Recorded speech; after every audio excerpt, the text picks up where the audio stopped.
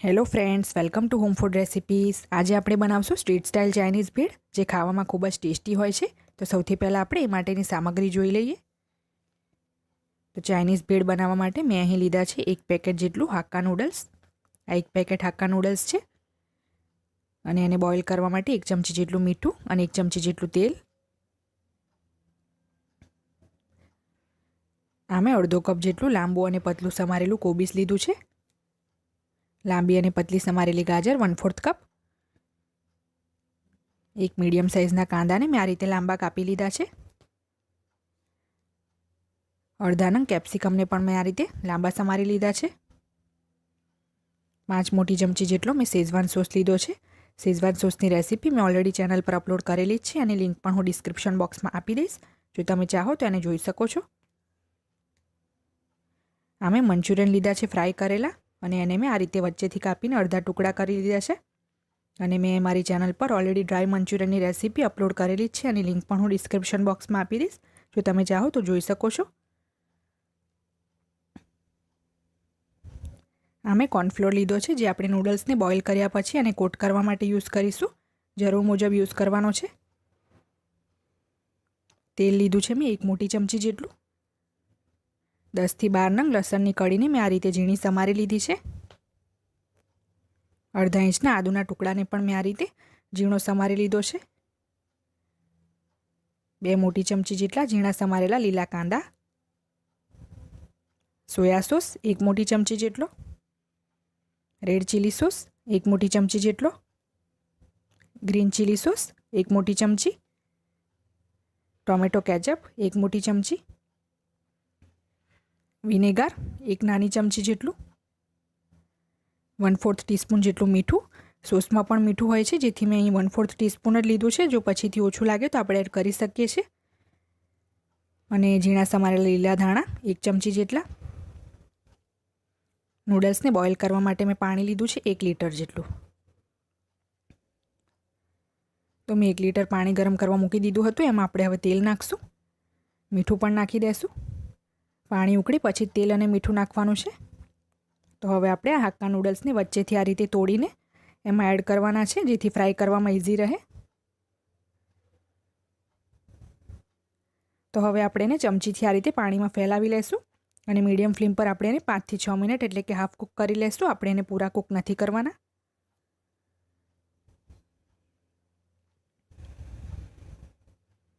Noodles આપણા boil થઈ ગયા છે, મને ફક્ત 5 મિનિટ લાગી છે અને હાફ કૂક થઈ ગયા છે। હું તોડીને બતાવું છું।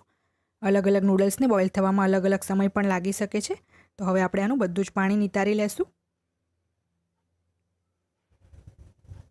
મેં નૂડલ્સનું બધું જ પાણી નિતારીને એના પર ઠંડુ પાણી નાખીને આ રીતે કપડા પર પાથરી લીધા છે। આપણે આને ટોટલી ડ્રાય કરવાના છે, પાણી સહેજ પણ ના રહેવું જોઈએ। તો હવે આપણે એને કોર્નફ્લોરથી કોટ કરશું। તો તમે જોઈ શકો છો આપણા બધા જ નૂડલ્સ ડ્રાય થઈ ગયા છે। તો હવે આપણે આ રીતે થોડો થોડો કોર્નફ્લોર એના પર નાખતા જશું। નૂડલ્સને આ રીતે ઉપર નીચે કરતા રહીને આપણે એને કોટ કરી લેવાના છે। આવું કરવાથી આપણા નૂડલ્સ એકદમ સરસ ક્રિસ્પી ફ્રાય થશે। બહુ વધારે કોર્નફ્લોર પણ યુઝ નથી કરવાનો, નહીંતર આપણું બધું જ તેલ ખરાબ થઈ જશે। સહેજ હલકા કોટ થાય ત્યાં સુધી જ આપણે એને કોટ કરીશું।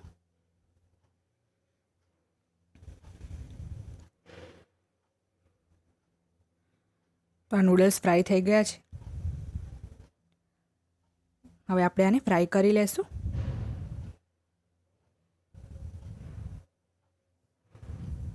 તો આ રીતે થોડા થોડા નૂડલ્સ આપણે નાખતા જવાનું છે, એકવારમાં જ બધા નૂડલ્સ નથી નાખવાના। વચ્ચે વચ્ચે આ રીતે આપણે એને ચમચાથી હલાવતા જશું અને મીડિયમ ફ્લેમ પર એને ક્રિસ્પી થાય ત્યાં સુધી ફ્રાય કરશું।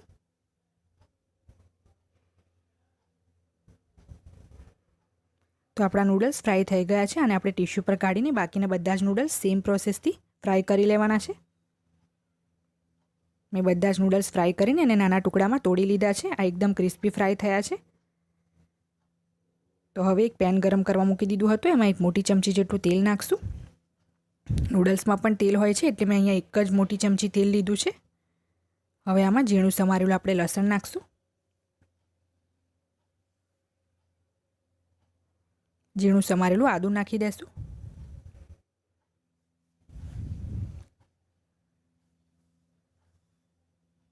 તો હવે આ બંનેને આપણે મીડિયમ ફ્લેમ પર સાંતળી લેવાનું છે.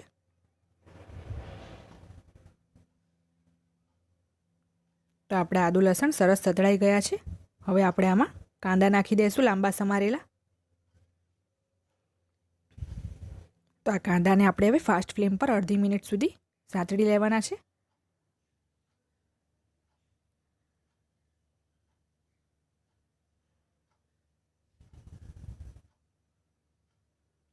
તો અડધી મિનિટ મેં કાંદાને સાંતળી લીધા છે. હવે આપણે આમાં ગાજર નાખશું. ગાજરને પણ આપણે અડધી મિનિટ સુધી ફાસ્ટ ફ્લેમ પર સાંતળી લેવાની છે. તો અડધી મિનિટ પછી આમાં આપણે કેપ્સિકમ નાખશું. કોબીજ પણ નાખી દઈશું.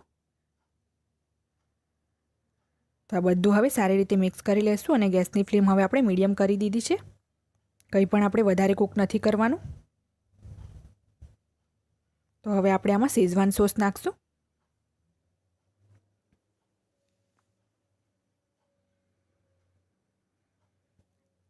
સારી રીતે મિક્સ કરી લઈશું. મેં ગેસની ફ્લેમ મીડિયમ રાખી છે જેથી આપણા બધા સોસ છે એ બળી ના જાય.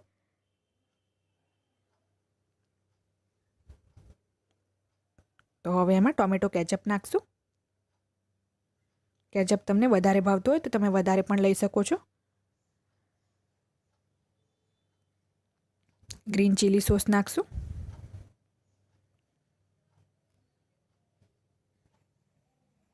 રેડ ચીલી સોસ નાખશું.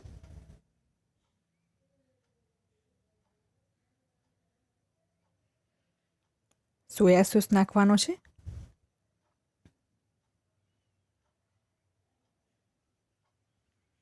વિનેગર અને મીઠું પણ નાખી દેશું.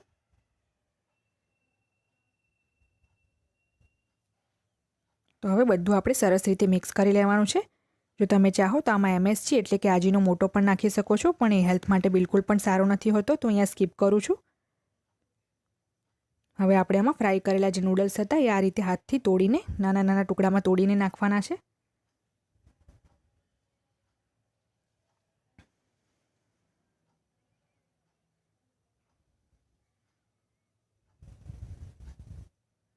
તો હવે બધું સરસ રીતે મિક્સ કરી લેશું જેથી નૂડલ્સ પર બધું કોટ થઈ જાય.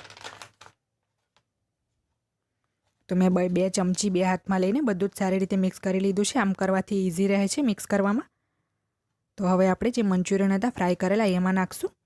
જો તમે ચાહો તો મંચુરિયનને 4 ટુકડામાં તોડીને પણ નાખી શકો છો. બધું સરસ રીતે મિક્સ કરી લેશું. અને આ મંચુરિયન બોલ્સ ઓપ્શનલ છે, તમે ચાહો તો સ્કીપ કરી શકો છો, લેકિન એનાથી ભેળનો ટેસ્ટ ખૂબ જ સરસ આવે છે. તો લીલા કાંદા નાખશું. લીલા ધાણા પણ નાખી દઈશું. તો બધું સારી રીતે મિક્સ કરીને ગેસની ફ્લેમ ઓફ કરીને આપણે આને સર્વ કરી લેશું. આપણી ચાઇનીઝ ભેળ રેડી છે. તો ફ્રેન્ડ્સ, રેડી છે આપણી ચાઇનીઝ ભેળ, જે એકદમ સ્ટ્રીટ સ્ટાઇલની રેસીપી છે. તમે પણ આ રેસીપીને ચોક્કસથી તમારા ઘરે ટ્રાય કરો. જો તમને મારી આ રેસીપી પસંદ આવે તો મારી ચેનલને લાઇક, શેર અને સબસ્ક્રાઇબ કરવાનું બિલકુલ ના ભૂલશો. સબસ્ક્રાઇબ બટનની બાજુમાં જે બેલ આઇકન છે એને પણ ક્લિક કરો જેથી તમને મારા દરેક વિડીયોની નોટિફિકેશન મળતી રહે. જો તમારે મારો આ વિડીયો હિન્દીમાં જોવો હોય તો એની લિંક મેં ડિસ્ક્રિપ્શન બોક્સમાં આપી દીધી છે. તો મળીએ નેક્સ્ટ વિડીયોમાં. ત્યાં સુધી આવજો.